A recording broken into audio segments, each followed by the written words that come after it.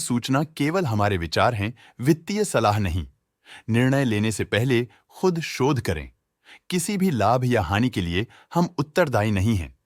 आज हम देख रहे हैं टाटा कंज्यूमर प्रोडक्ट्स लिमिटेड के 2024-25 Q3 की standalone financial performance. Starting with the sales, पिछले क्वार्टर से सेल्स में 5.07% का इंक्रीज हुआ है, मगर कंपनी ने पिछले साल के मुकाबले 36.05% का सेल्स इंक्रीज रिपोर्ट किया। Expenses 6.75% quarter on quarter increase हो गए हैं, जो साल भर का 48.44% के राइज के साथ अलाइन करता है। क्वार्टरली सेल्स के कंपैरिजन में एक्सपेंसेस इंक्रीज होना दिखाता है कंपनी ने एक्सपेंसेस मैनेज करने के लिए स्ट्रगल किया। कंपनी ने पूरी साल के दौरान चैलेंजेस का सामना किया। ऑपरेटिंग प्रॉफिट, जो पिछले साल के कंपैरिजन में -22.9% डाउन है, quarter on quarter around -8.17% decrease हुआ। Operating profit margin OPM annual basis पे -7.52% से डिक्रीज हुआ है, मगर क्वार्टरली ऑपरेटिंग प्रॉफिट मार्जिन -1.42% से डिक्रीज हुआ है। एक्सेप्शनल आइटम्स को ऐड करके अदर इनकम पिछले क्वार्टर के कंपैरिजन 8,281.84% बढ़ गई, बावजूद इसके कि ईयरली ग्रोथ 2,065.05% है।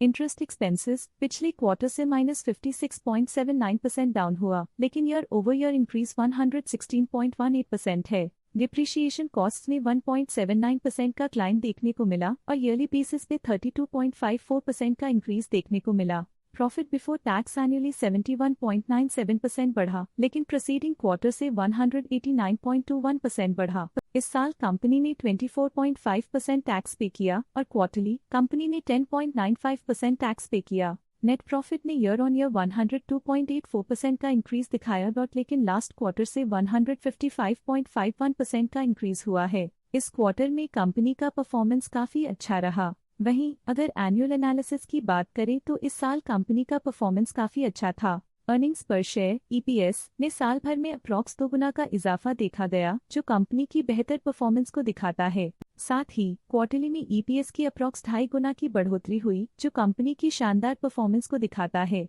इस क्वार्टर में कंपनी का EPS काफी अच्छा रहा। साल का EPS एक्सीलेंट रहा, जो हाई एफिशिएंसी और प्रॉफिटेबिलिटी को दिखाता है। टाटा कंज्यूमर प्रोडक्ट्स लिमिटेड के फाइनेंशियल स्नैपशॉट को रिव्यू करते हुए कुछ मुख्य ट्रेंड्स सामने आए हैं, जो कंपनी की परफॉर्मेंस पे रोशनी डालते हैं। दिसंबर 2021 से दिसंबर 2024 तक टाटा कंज्यूमर प्रोडक्ट्स लिमिटेड की फाइनेंशियल जर्नी में सबसे पहले बात करते हैं सेल्स की। दिसंबर 2021 से दिसंबर 2024 तक टाटा कंज्यूमर प्रोडक्ट्स लिमिटेड की सेल्स में लगातार ग्रोथ देखी गई, जो 7,833.93 करोड़ से बढ़कर 11,779.34 करोड़ हो गई।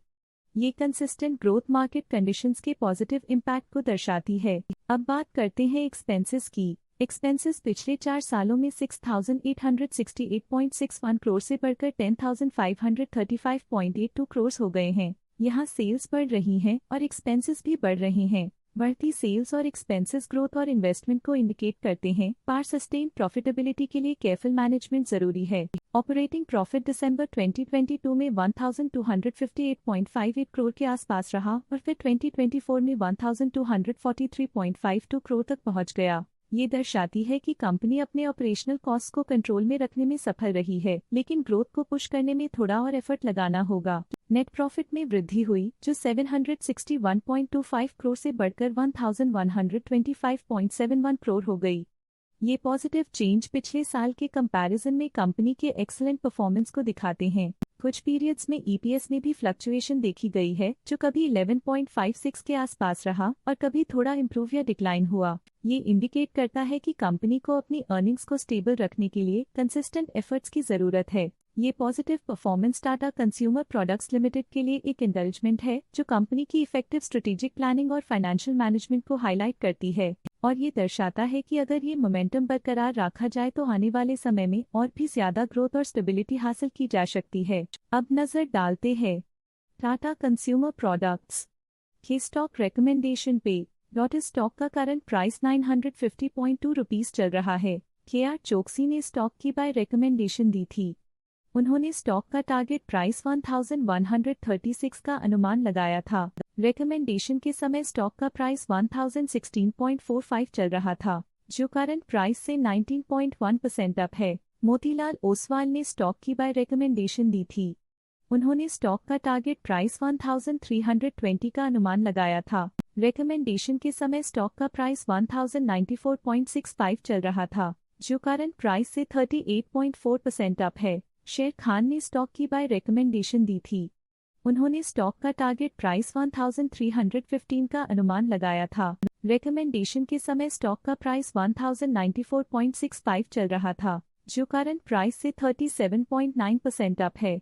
ICICI सिक्योरिटीज ने स्टॉक की बाय रिकमेंडेशन दी थी।